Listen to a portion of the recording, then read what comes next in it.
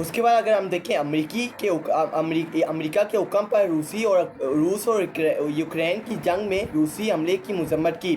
अब ईरान और इसराइल की जंग में ईरानी हमले की मजम्मत करनी होगी। हुक्म एक ही जैसा है। ये जो हमने आर्मी चीफ सैयद आसिम मुनीर मुलाकात करके आए डोनाल्ड ट्रंप से, 2 घंटे वाइट हाउस के अंदर खाना खा के आए, खाने की टेबल के ऊपर बैठ के आए हैं। वहाँ इन्होंने मजम्मत करके आए होंगे कि आम ईरान के जो हमला हुआ है इसराइल के ऊपर, ईरान ने जो हमला किया है, इसराइल ने नहीं, ईरान ने जो इसराइल के ऊपर हमला किया है, हम उसकी मजम्मत करते हैं, हम ईरान के साथ नहीं देते। इसी तरह 2000 जब ये 3 या 2 साल पहले जब जनरल यजीद बाजवा जो पाकिस्तान का साबका आर्मी चीफ है, जब ये अमेरिका किया था तो इससे यूक्रेन और रसिया की जंग जारी थी, तो इससे यूक्रेन का साथ दिया था और रसिया की मजम्मत की थी। तो रसिया ने यूक्रेन के ऊपर हमला किया था और उसकी मजम्मत करके यूक्रेन का साथ देने का ऐलान करके आए थे। और अमेरिका का, इसका मतलब यूक्रेन किसके साथ खड़ा था? अमेरिका के साथ। अमेरिका यूक्रेन के साथ खड़ा था। तो अमेरिका जब ये गया यजीद बाजवा, तो उस वक्त ये अमेरिका जब गया तो इससे यूक्रेन के ऊपर जो रसिया की जानिब से हमला किया गया था उसकी मजम्मत की और अनाउंसमेंट करके आया कि हम रसिया यूक्रेन का साथ देंगे, अमेरिका का साथ देंगे और अमेरिका की जंग के अंदर मुदाखलत करेंगे। ये था। लेकिन फिर इमरान खान से जब अमेरिका की जानिब से अड्डे मांगे गए अफ़गानिस्तान की जंग से मुतलिक, अफ़गानिस्तान के ऊपर हमला करने के लिए, तो इमरान खान ने एब्सोल्युटली नॉट कह के अमेरिका को वापसी भेजा था, अमेरिका के हुकाम को वापसी भेजा था कि हम आपको अड्डे नहीं देंगे, हम आपको मज़ीद अड्डे नहीं देंगे, हम मज़ीद नुकसान नहीं उठाएंगे। हमने बहुत से नुकसान आपकी जंग के अंदर मुदाखलत करके, आपकी जंग के अंदर साथ दे के हमने पहले ही बहुत से नुकसान उठा लिया, मज़ीद नुकसान हम नहीं उठाएंगे। इमरान खान ने एब्सोल्युटली नॉट कह के अमेरिका के वफ़द को और अमेरिका के मीडिया के ऊपर बैठ के उनको एब्सोल्युटली नॉट कहा था। लेकिन आप पाकिस्तान के अंदर किसी की हिम्मत नहीं है कि अमेरिका की आंखों में आंखें डाल के एब्सोल्युटली नॉट कहें। खबर ये है कि अमेरिका ईरान पर बराह रास्त हमला करने के लिए तैयारी कर रहा है, जबकि ईरान ने भी अमेरिका अड्डों को निशाना पर ले लिया है। ये खबर है कि अमेरिका फौरी तौर पे ईरान के ऊपर हमला करने की भरपूर इस वक्त कोशिश कर रहा है और इस वक्त पूरी प्लानिंग बना रहा है कि हमने ईरान के अंदर कैसे घुसना है और ईरान की कौन कौन सी जगह के ऊपर हमला करना है। ये इस वक्त अमेरिका की फ़ौज और डोनाल्ड ट्रंप इस वक्त नेतन्याहू के साथ मिल के प्लानिंग बना रहे हैं। और ये डोनाल्ड ट्रंप ने ये अंदिया दे दिया कि हम इस जंग के अंदर 2 हफ्ते का उन्होंने डेडलॉक दे दिया है ईरान को कि आपके पास 2 हफ्ते का टाइम है। 2 हफ्ते बाद हम सोचेंगे कि हमने क्या करना है। 2 हफ्ते के अंदर हम प्लानिंग बना के रख लेंगे। अगर ईरान ने सरेंडर हमारे सामने नहीं किया, अगर ईरान हमारे सामने नहीं झुकेगा, तो 2 हफ्ते बाद हमारी आपसे मुलाकात होगी और 2 हफ्ते बाद हम ये प्लानिंग बनाएंगे कि हमने ईरान के साथ क्या करना है। जबकि ईरान ने भी अमरीकी अड्डों को निशाना बना लिया है। ईरान ने भी अमरीका अड्डों को अपने निशाने के ऊपर रख लिया। अगर अमेरिका ने जंग के अंदर मुदाखलत की या ईरान के ऊपर हमला करने की कोशिश की, अमेरिका ईरान के अंदर किसी चीज़ों को नुकसान पहुंचाने की कोशिश की, तो फिर ईरान ने भी उनके अड्डों को हदफ बना लिया और उनके अड्डों के ऊपर हमला किया जाएगा ईरान की तरफ से। उसके बाद हम देखिए सिजाद अकबर का तहलका केस इंकशाफात। ट्रंप इस वक्त क्या चाहता है? आसिम मुनीर से ट्रंप क्या डिमांड कर सकते हैं? ये इंतहाई तशवीशनाक सूरत हाल है। ये सिजाद अकबर ने इंकशाफ किया है कि ये डोनाल्ड ट्रंप चाह सकता है कि वो आसिम मुनीर से मांग सकता है। इस वक्त क्या डोनाल्ड ट्रंप मांग सकता है?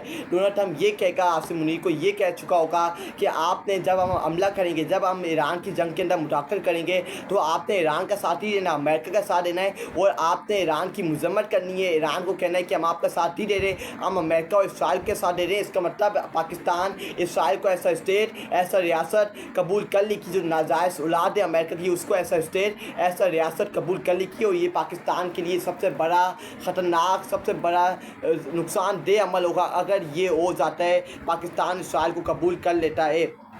उसके बाद just in 1500 Israeli settlers left homeless in Bat Yam Tel Aviv. Israeli channel 12, ये इसराइल के चैनल 12 के मुताबिक इस वक्त टेल अबीब के अंदर इन बैत यम, जो टेल अबीब का शहर है, टेल अबीब जो उनका कैपिटल है इसराइल का, उसके अंदर इस वक्त 1500 इसराइली जो हैं वो बेघर हो चुके हैं। उनके पास घर रहने की जगह नहीं है। ये ईरान ने जो मुँह तोड़ जवाब दिया है, ईरान ने जो इनके ऊपर अजाब नाजिल किया है, अल्लाह का अजाब इनके ऊपर नाजिल हुआ है, ये अल्लाह ताला ताला की कहर है, ये अल्लाह ताला का अज़ाब है और ये मज़ीद अल्लाह ताला का अज़ाब इनके ऊपर नाज़िल होगा। देखिए रुकने वाला नहीं है। इन्होंने फ़लस्तीन और गज़ा के लोगों को बेघर किया, मासूम बच्चों के गले काटे, उनका खून बहाया, तो अब इनकी बारी है, अब इनकी बेघर होने की बारी है।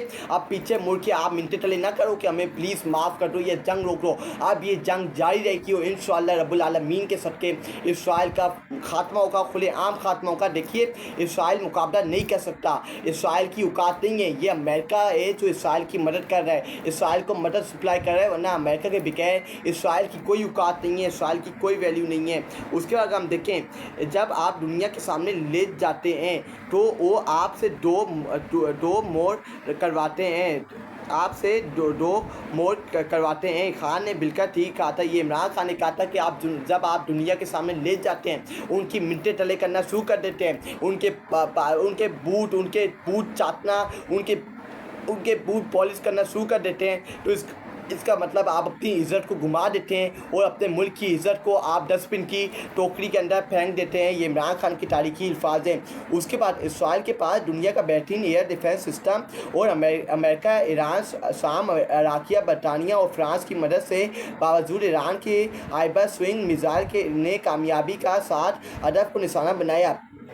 इसराइल इसराइल के पास दुनिया का बेहतरीन एयर डिफेंस सिस्टम और अमेरिका, अदान, शाम, इराक़, बरतानिया और फ्रांस की मदद के बावजूद ईरान के आइबर स्विंग मिसाइल ने कामयाबी के साथ हदफ को निशाना बनाया। इसराइल किसी किस्म की इंफॉर्मेशन शेयर करने से इनकारी है ताकि इसराइलियों का उनका जो मोटिवेशन है वो डाउन ना हो जाए। इंटरनेशनल मीडिया के मुताबिक ये इंटरनेशनल मीडिया ने दावा किया है कि जो ईरान का इसराइल का जो एयर डिफेंस सिस्टम है वो पूरी तरह से फेल हो चुका है, वो पूरी तरह से नाकाम हो गया है ईरान के मिसाइल रोकने के ऊपर। वो मुकम्मल तौर पे लेट किया है, उसको तबाह बर्बाद कर दिया, उसकी असल औकात ईरान के मिसाइलों ने बता दी है। उसके बाद जो अमेरिका ने जो अदान, शाम, इराक़, बरतानिया और फ्रांस की मदद से जो बावजूद ईरान के जो आइबर स्विंग मिसाइल हैं उसको कामयाबी के साथ हदफ का निशाना बनाया। अमेरिका भी उसको नहीं रोक पाया, अमेरिका की भी मिसाइल, अमेरिका का भी जो अहदाफ है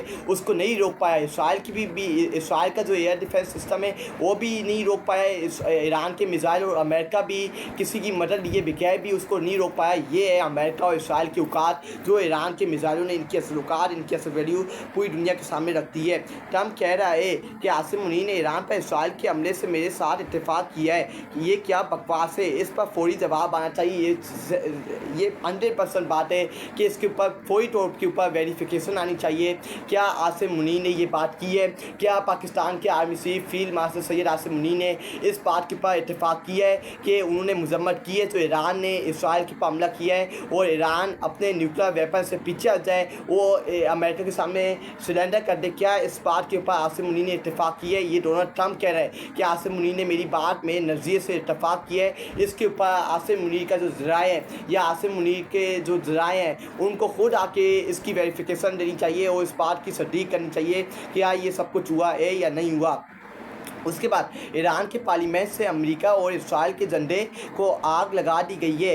ये गैरतमंद कौम है, किसी के आगे नहीं झुकती, क्योंकि छोटा हाफिज मुनाफिक फील्ड मार्शल को नहीं कि अपने हमसाए मुसलमान भाई को जंग में जोंक के खुद काफिरों के साथ हाथ मिलाने निकल जाए। ये सारा मीर जो सोशल मीडिया एक्टिविस्ट हैं, सारा मीर, उन्होंने ये बात की कि ईरान के पार्लियामेंट के अंदर अमेरिका और इसराइल के झंडे को खुलेआम जलाया किया, उनको पैगाम भेजा किया है कि तुम्हारी धमकियों के, तुम्हारी औकात हमारी जूती की नोक बराबर है, हम तुम्हारी धमकियों को जूती की बराबर, जूती की रोड के नीचे रखते हैं और उसके नीचे उसको दबाते रहेंगे जब तक तुम हमारे खिलाफ खड़े होते रहोगे, हम तुम्हें मुंह तो जवाब देते रहेंगे। ये अब ईरान की पार्लियामेंट के अंदर हुआ है कि उन्होंने खुलेआम इसराइल और अमेरिका का झंडा चलाया और अमेरिका और इसराइल को पैगाम भेजा है, मुंह तो जवाब भेजा है कि हमारी नज़र में तुम्हारी कोई औकात, तुम्हारी कोई वैल्यू नहीं है।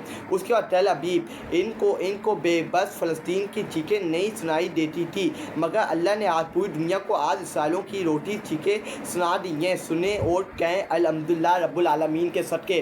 जब ये फ़लस्तीन के ऊपर हमला करते थे, जब ये फ़लस्तीन के ऊपर जुल्म ज़बर करते थे, उस वक्त इनको जो फ़लस्तीन के मासूम बच्चे थे, माँ बहनों थी, उनकी चीखों की आवाज़ें नहीं आती थी। उस वक्त ये जश्न बनाते थे, उस वक्त ये डांस करते थे, मस्तियाँ करते थे। लेकिन आज अल्लाह का करम देखें, अल्लाह का मुफस्सिर देखें, अल्लाह की बरकत देखें कि अल्लाह ताला ने उसी मुहिम के ऊपर ला के इसराइल के लोगों की चीखें निकलवाई हैं, उनकी माँ बहनों की चीखें लगाई हैं, उनको बेघर कर दिए। ये अल्लाह ताला का कुदरत है, ये अल्लाह ताला का हिसाब किताब है। अल्लाह ताला अपने प्यारों को कभी अकेला नहीं छोड़ता हो। अल्लाह ताला ये जुल्म और ज़बर का निज़ाम ज़्यादा देर तक नहीं चलता और ये जुल्म और ज़बर का निज़ाम नीचे आके टूट जाता है। एक दिन आप कितने साल जुल्म और ज़बर करेंगे, 2 साल 3 साल, लेकर इसको लंबा लेके आप नहीं चल सकते और फिर आपको ज़िल्लत का और तबाही और बर्बादी का मुकाबला करना होता है।